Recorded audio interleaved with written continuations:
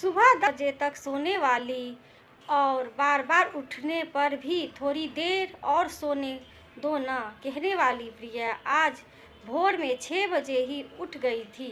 इतना ही नहीं, उसने सबके लिए चाय बनाई, पेपर लेकर आई, बगीचे में पानी दिया और पापा को सुबह मॉर्निंग वॉक के लिए भी उठाया। सभी लोग प्रिया को बड़े आश्चर्य से देख रहे थे। सबका एक ही सवाल था, प्रिया तुम यह क्या कर रही हो? प्रिया ने धीरे से जवाब दिया, 3 महीने हो गए हैं मेरी शादी तय हुए। वहाँ पर कौन होगा मेरे आगे पीछे घूमने वाला? वहाँ तो सब मुझे ही करना होगा। प्रिया आज से शुरू कर दिया।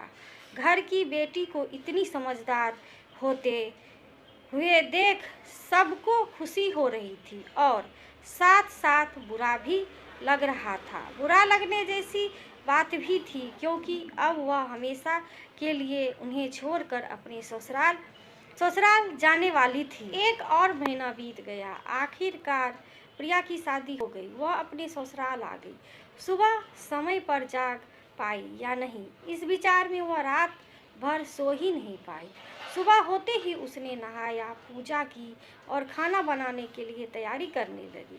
वह सोचने लगी कि आज खाने में क्या बनाया जाए तो बड़े और बच्चे दोनों को पसंद आए। तभी पीछे से एक मीठी आवाज़ आई। प्रिया ने पीछे मुड़कर देखा तो उसकी सासू माँ थी। अरे बेटा, इतनी जल्दी क्यों उठ गई? शादी की भागदौड़ में थक गई होगी, ऊपर से घर वालों की याद भी आती होगी और मैं जानती हूँ रात को ठीक से सो भी नहीं पाई होगी। ऐसे तो तुम्हारी तबीयत खराब हो जाएगी।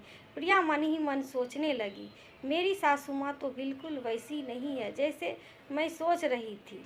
मैं तो डर के मारे कितने दिन से सुबह उठने का प्रयास कर रही थी। यहाँ तो परिस्थिति बिल्कुल अलग है। प्रिया ने कुछ काम खत्म ही किया था कि तभी सासू माँ ने आवाज़ दी, बेटा इधर आओ, देखो तो सही में क्या बना रही हूँ। मटर पनीर, पराठा और गाजर का हलवा। अरे वाह, यह तो सभी मेरी फेवरेट डिश है। प्रिया बोली।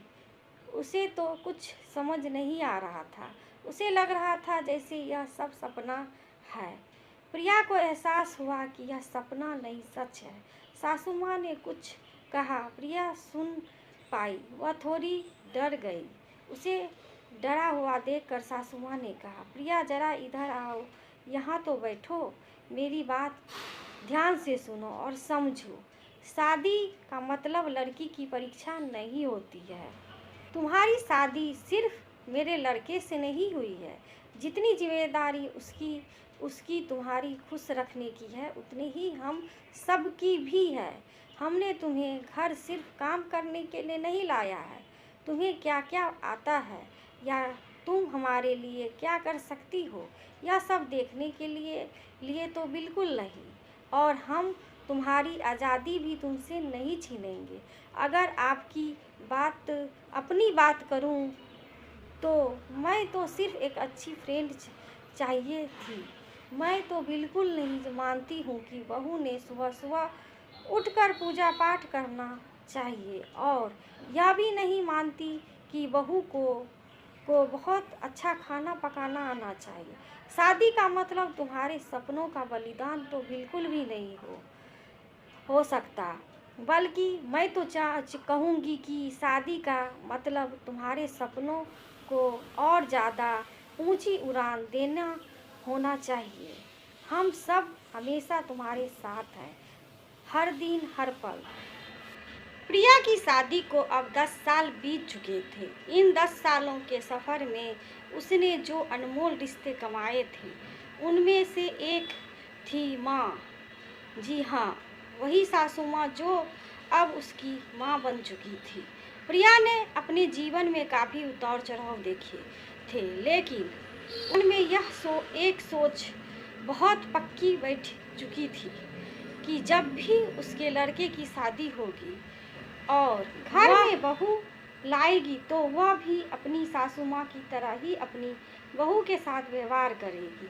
टीवी सीरियल में सासू माँ की जिस तरह दिखाया जाता है, वह सत्ता में नहीं है। समय के साथ लोग बदलते हैं, लोगों के विचार बदलते हैं। कुछ गलत लोग जरूर जीवन में आते हैं, लेकिन सभी गलत हो ऐसा ज़रूरी नहीं है।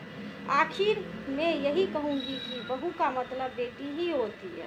गलतियाँ तो हर किसी से होती है, इसलिए बहू के साथ भी वैसा ही व्यवहार करें जैसे खुद की बेटी के साथ करते हैं। आशा करती हूँ कि ये कहानी आप सभी को पसंद आई होगी। यदि पसंद आई हो तो लाइक, सब्सक्राइब, शेयर ज़रूर करिएगा दोस्तों। वीडियो देखने के लिए आप सभी दोस्तों का धन्यवाद। Thank you.